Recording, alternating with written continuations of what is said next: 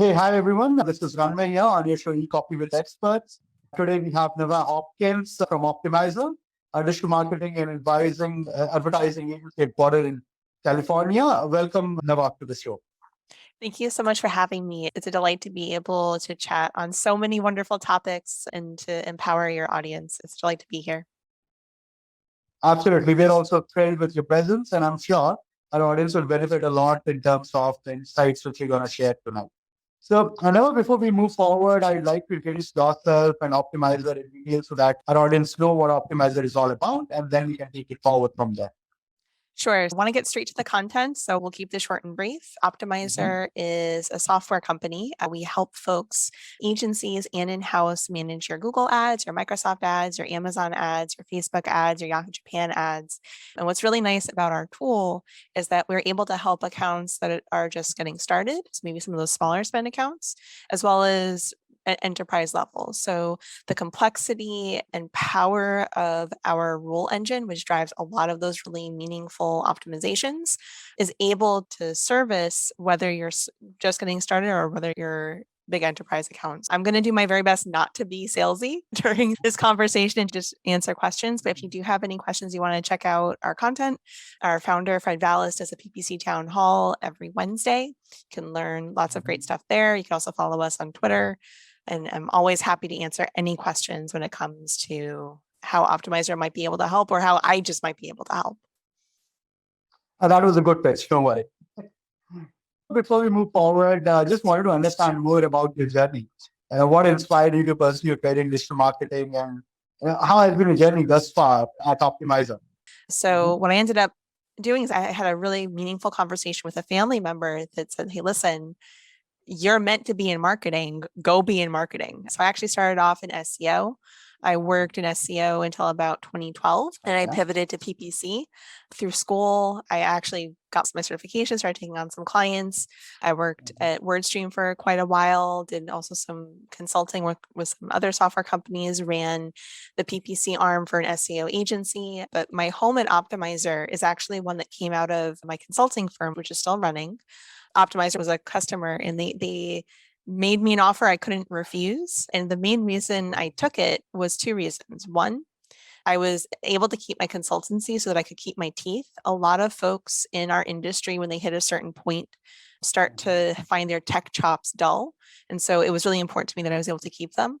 The other is that I have profound respect for how ethical and how focused on doing well by doing good Optmyzr is. It was a natural fit to go join their team and to be able to empower those folks. It's quite a thing to have your own gig going while you're full time at some place. I really appreciate and respect the Optmyzr folks, the management, therefore allowing you to be able to do that. That's really nice. We are all not that lucky. It's strategic. So it's definitely, I'm not operating at full capacity, but it's the things that were important, like my apprentice program of helping folks learn our industry and develop a really meaningful revenue stream. Yes, that's totally allowed to still be there. Working with a few choice clients just so I can, again, keep my teeth, totally fine. But it's my full-time focus is Optmyzr for sure. That's really nice. That's really nice.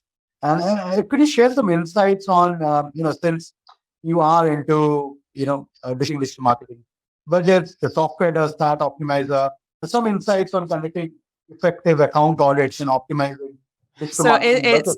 This is not an Optmyzr thing. This is just general budget audit. So one of the things that's actually really interesting, and this actually was a really great thread on Reddit, I'll see if I can find it for you when you push this live, was someone was talking about how their PMax campaign or Performance Max campaign, which combines all the various Google channels, so search, display, shopping, local, YouTube, all of it into one campaign, a lot of that budget was going to display placements. And what's really interesting is that if you set up a search only campaign, budget will just go to search. If you set up a PMax campaign, Google is going to take the budget that you have given it and do its very best with the conversion data and conversion values you've given it to make the best possible outcome. So if you're seeing that the lion's share of your budget in PMax is going to non-search placements, there are two things to look into. One, are you conveying the right conversion value information, the right conversion data information, thinking primary and secondary conversions? But the other is, do you have enough budget to actually go after what you want in search? You might be doing perfectly fine, getting those top of funnel kind of ideation state leads, and then you can have a separate search campaign just to pick them up. But if you're not going to budget enough for the auction prices, that's definitely something to consider. The other thing to consider is using impression share. So impression share loss to rank and budget are both really useful in assessing whether your budget is doing the best that it can. And everyone knows impression share loss to budget, easy day. If it's lost to budget, just add more budget or look at structure. What's actually really interesting on impression share loss due to rank, if you set a budget that's too low, especially if you're using smart bidding or auto bidding, i.e. the max conversions, max conversion value, target impression share, max clicks, and your budget is too low to do what it needs, Google is going to, or Microsoft will underbid. So you want to take a look at those signals to give you a sense of, have you given the campaign enough fuel to actually do the thing that you're asking it to do? There are a number of scripts. So you can use tools like Optmyzr or others to see this information, or you can use the Microads script yourself and put that in. But long story short, if you are seeing the budget go to placements that you don't want, consider just doing search, but also consider whether you've actually allocated enough budget to the thing that you need. And you determine that not just based off of the metrics, but also off of how much the thing is worth to you. So that you're crafting budgets that can actually achieve success. Yeah, absolutely. When I also sit with my clients, the allocation of budget becomes really critical. While we want to achieve something, the budget is most of the times are not aligned to the vision in terms of achieving that success ratio for them. So, yeah, completely valid point and can totally relate to that. Talking about optimizing digital marketing budgets, what is your fundamental in terms of determining what channels to allocate resources to? And are there any specific factors or considerations that you take into account while advising your clients on the same? So one of the biggest considerations is auction price. Can you fit enough clicks in your day? So those of you who've heard me talk before know that I have my 10-click rule, i.e. you need to be able to fit at least 10 clicks in your day if you're thinking about non-branded search in order to have it be meaningful, i.e. get at least one qualified lead per day, because a 10% conversion rate for non-branded search is really good.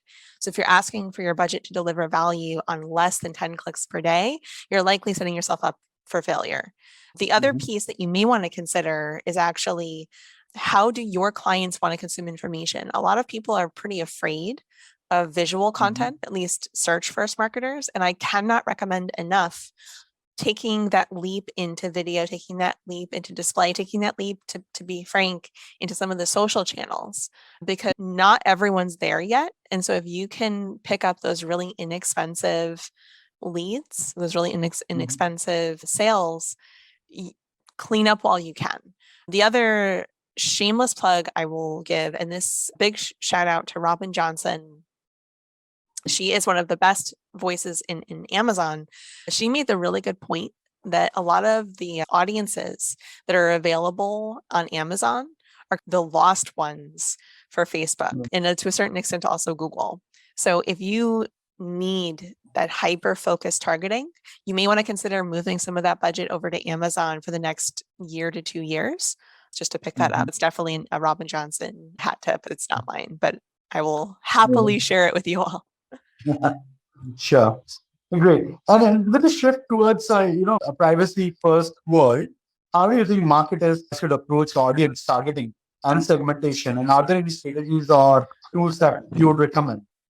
So one of the greatest gifts that Microsoft ever gave us was removing the minimum spend or the lifetime spend requirement for customer match. If for no other reason, that is a reason to go on to Microsoft and invest a little bit, because there you can take that customer match or email and phone number list, upload it, and have your targets right there, have even similar audiences, even though Google kind of depreciated them, and roll them into PMax and broad match. So definitely a great piece there. The other thing to consider, you want to make sure that you are fully set up with your GA4 and that you have all of your audiences targeted and segmented out. It's worth noting that audiences from a retargeting standpoint, we're not going to necessarily be retargeting off of website visitors anymore, so much as we'll be targeting off of cohorts that show interest.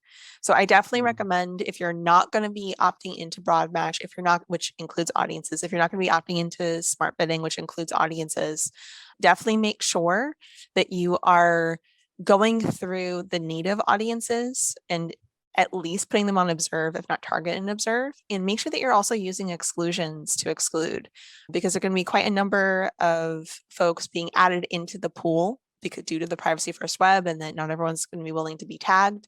So you want to make sure that you're using audiences not just as targets, but also effectively as negatives. And I think that's a really big opportunity. That I think that's the most common pitfall I see in accounts, is that people don't use negative exclusions.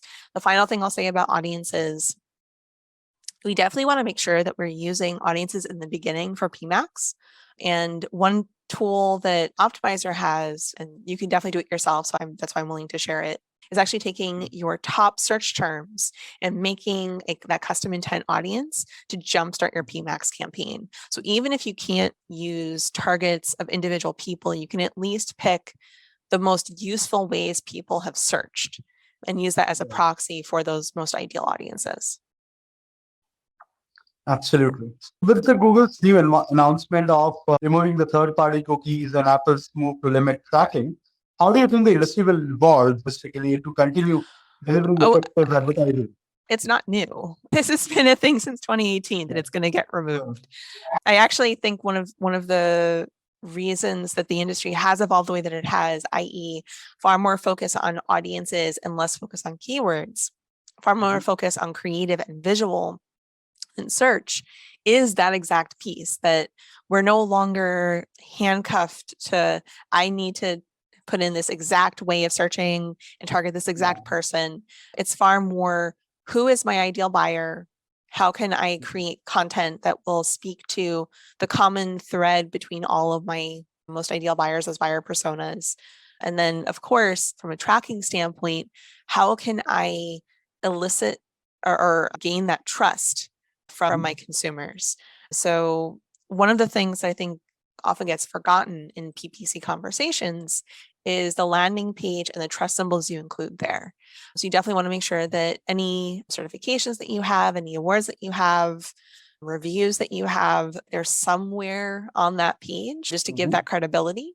But then also, when you're asking for that cookie consent or you're asking for that tracking consent, you ask for it in a way that isn't deceptive. So I see some people say, by reading this site, you agree to these terms, and like, that's not consent. That's all right, I'm going to click back and not engage with you at all. Like, you want to be forthcoming, you want to be transparent, because by doing well, you will do good, or rather, by doing good, you will do well. There you go. And even those auto check mark boxes, which were there earlier in the day, which was once you fill it up, those are like auto tick mark. So that is also not something that you agree to, but it's there. So yeah, I can put you in the hunt. Talking about PPC, now I really appreciate if you can help us understand what are the major challenges there, which you feel that any marketer would face was doing PPC day in, day out. I think the biggest challenge is right now how many changes are coming and how many rules of engagement we have to check ourselves against. Back 2016, 2017, 2018, the biggest thing was people were debating about SKAG, or single keyword ad group structure, versus STAG, single theme ad group structure. And ultimately STAG won, but there still was utility for SKAG, and you still could make the case for it. In today's world, there's questions about attribution models, there's questions about audiences, there's questions about privacy, there's questions about GA4 targeting and setup, there's questions about PMAX, there's questions about like negatives, there's a whole bunch of things. And so I think one of the biggest challenges, but then opportunities, is that this is a time where no one is going to conclusively have the answer. And so this is a safe space to fail fast and to test and to learn. I think maybe 2 years ago, 3 years ago, we still were pretty rooted in the same tactics. And so there wasn't as much room to test and experiment. Now we definitely have it. The other thing I will say is that I don't think the current marketer, like they would kill to be able to get away with how little PPCs were responsible for maybe 5-10 years ago. The current PPC marketer is responsible for so much. They're responsible not just for the account, but for the conversion efficacy. They're responsible for the quality. They're responsible for the landing page. They're responsible for analytics. They're responsible for all these things. So take a breath. Make sure that you have healthy conversations with your clients, with your boss about what is reasonable for you to own.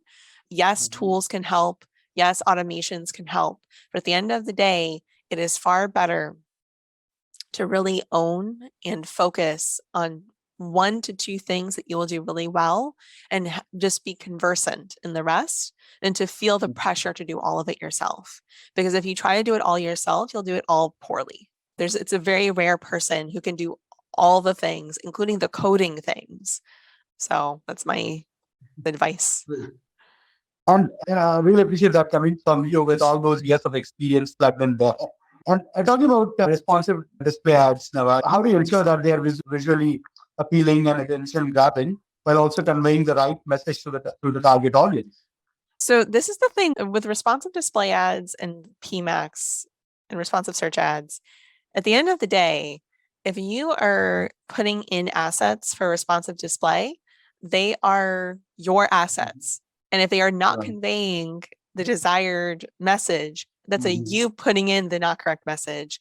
And one of the things that I think is my favorite is that people will complain when Google creates assets off of content on their site. And then they're like, where did this come from? This is incorrect. We pulled it from your site. So I don't think it's a matter of getting responsive display ads to render well or not. It's more a matter of making sure that all of your content meets your brand tone and that you are happy with those assets. And if you're not, don't worry about fixing your responsive display ads. Focus on fixing your site. Focus on fixing your brand guide. Automation is the talk of the day and has been for quite some time now. How do you feel that marketers can leverage automation from a PPC perspective? So in many ways, you could have an entire podcast just about automation. I think the one thing I will share, automation is about delegating grunt work. It's not about strategy. So if you are opting into automation, things like your bidding, your budget pacing, even PMAT, what campaign resources are being used to fill a goal, that's totally fine.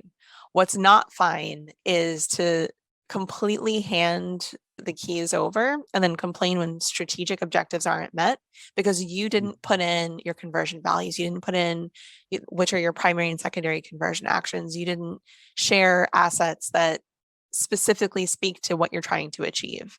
So automation is, at the end of the day, a way to help with the load of the human marketer, but the human marketer still needs to be a human marketer.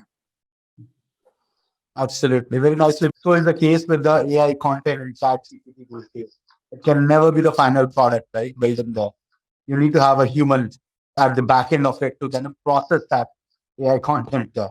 And what's funny is we actually have ChatGPT plugged in on Optmyzr to help with ad creation, but we don't say, take this ad and run with it. We say, here are some suggestions alongside, here are some suggestions from your other assets, and here are some suggestions, so on and so forth. So it's, and to be fair, I think both Google and Microsoft have it now. I forget if Microsoft has it or not, but Google for sure does, where it will actually help craft RSAs.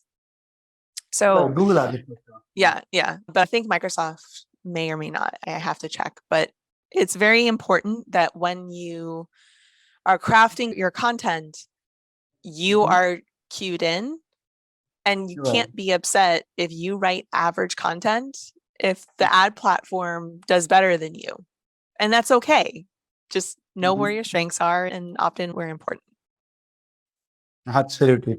And before we let you go, Navah, since we have spoken about PPC a lot, I'm sure our audience would like to understand from you both aspects of PPC and SEO, which are like two essential components of digital marketing. How can advertisers ensure that these two disciplines work together to achieve maximum results? So One of the most important things to do is to make sure that both teams are talking to each other and are crafting strategy together. When it comes to landing pages, for example, PPC, if you're going to be sending your traffic to the main site, i.e. the SEO domain, you need to make sure that experience will meet your needs as a PPC. And you cannot ask your SEO friends to compromise on what they need to do. So that navigation bar needs to be there. That rich content, that authoritative content needs to be there. On the flip side, SEOs need to make sure that they are allowing in their crawl budget for the ad bot to come through so that PPCs can get a quality score, because you're not going to get a quality score if the ad bot can't crawl you. So you want to make sure that you have a discussion on whether you're going to be sending traffic to the main domain or whether you're going to go with the subdomain. The other piece that you want to think about is sharing search term data and sharing tracking information and how you will be reporting. One of the most common reasons that PPCs and SEOs get into tiffs is that they may not be using the same sources of truth. And one of the things I'm the most excited about is that Google has announced that it's going to be allowing for non-last click Google ads to get credit in Google ads so that it can start teaching itself, hey, this actually was useful for conversion tracking purposes. We're going to let this start to get a little bit of traction, as opposed to having to choose. Do we go with our analytics, our GA4 reporting, or do we go with native and kind of enhanced conversions reporting off of Google ads, where there might be some different metrics there. So at the end of the day, talk with your team, share the data, collaborate on your insight search, on your search terms and your search console data, and then also make sure that you have that conversation on how you're going to be reporting and allow for that delta of data, that it's okay that it's a little bit off. It just can't be way off. Thank you, Navah. Thank you so much for the wonderful insights. I'm sure our audiences will have benefited a lot out of this. I will try and get hold of you sometime down the line for another detailed episode. But yeah, it was lovely having you on our show. Really appreciate it. Thank you for having me. Pleasure. Thank you. Thank you so much.